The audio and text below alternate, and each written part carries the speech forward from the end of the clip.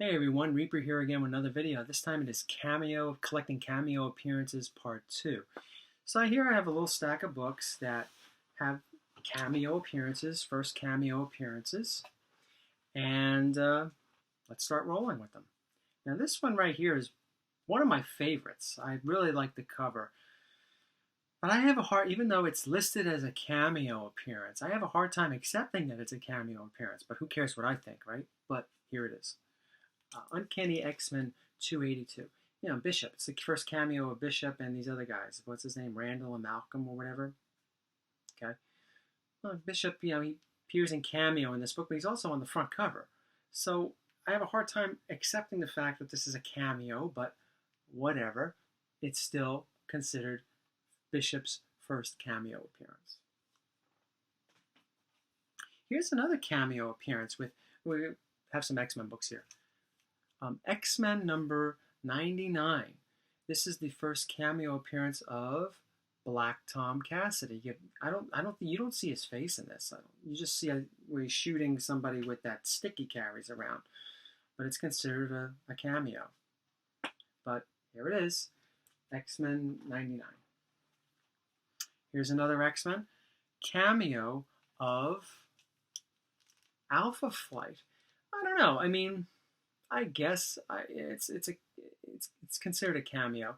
You see them throughout the book, but not the way you see them in the following issue, 121. So I guess I could understand why they consider it a cameo, but here it is, another first cameo. And this is the last one for X-Men that I have in this pile, at least. I have X-Men Annual number 14, the first cameo appearance of Gambit. We all know about this one, right? Another first cameo. I really like Gambit, and I have a couple of these copies.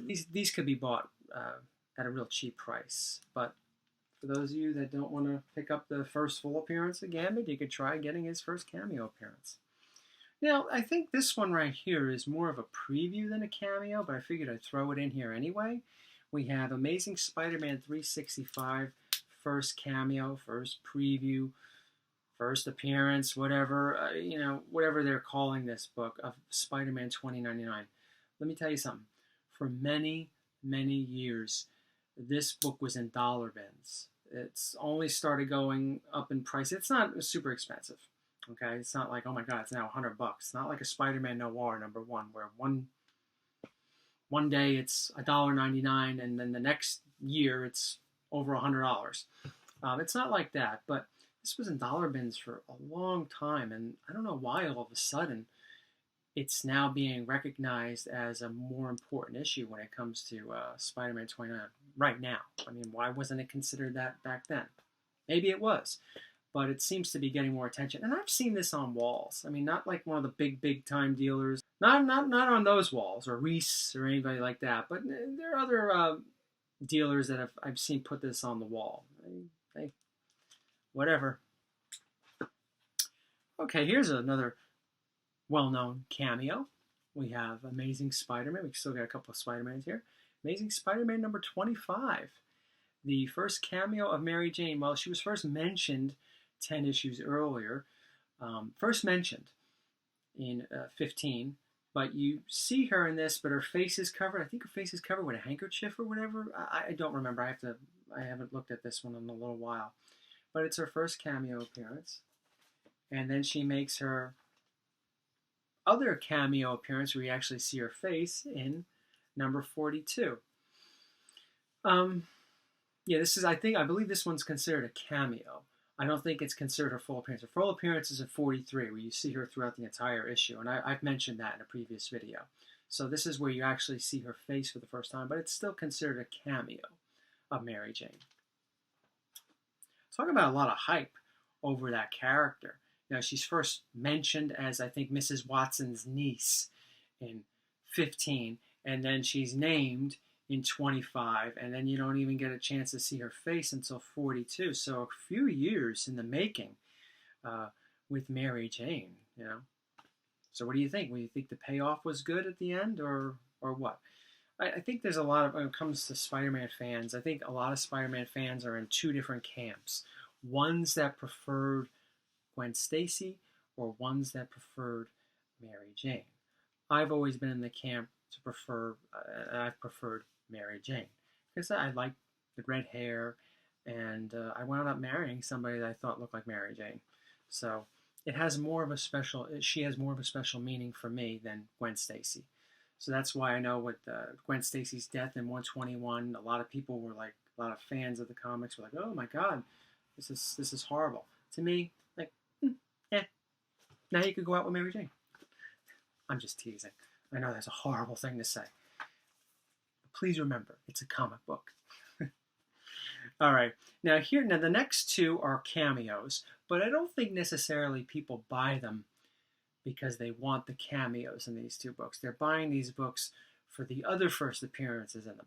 But nonetheless, these books still contain cameo appearances. And we'll start off with this one.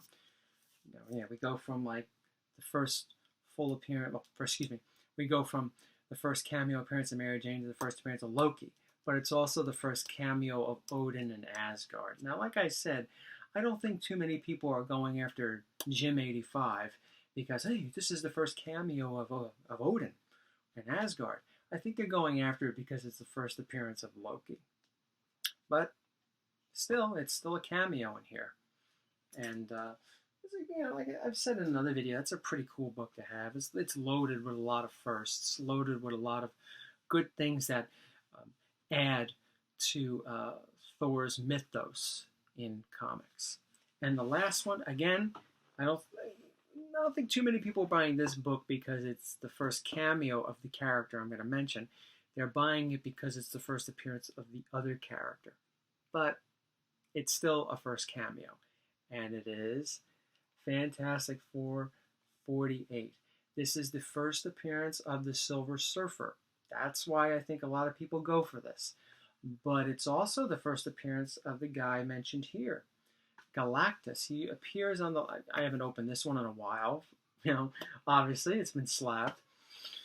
And even before I had it slabbed, I haven't opened it in a while. I believe he only shows up on the last couple of panels. I could be wrong. Correct me in the comments. Like I said, I haven't cracked this one open, literally, in a very long time. But it's considered a cameo. Now, the next issue is considered his first full appearance, and I think that one is more preferred by fans when it comes to covers. Okay, so that's it for cameo appearances part 2.